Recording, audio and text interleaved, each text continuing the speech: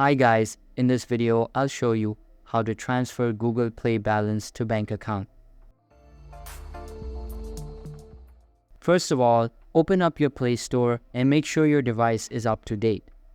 After that, tap on the profile icon at the top right of your screen and a new pop-up will appear. Now, tap on the Help and Feedback option and you will be sent to this page. Here, tap on Contact Us option and wait for the page to fully load up. Now type Google Play Balance Transfer and tap on Next Step. Here, tap on Transfer Account Content and then select Google Play Apps. After that, tap on Next Step and here you will see contact options. So just contact the community and your issue will be solved. So that's all for this video.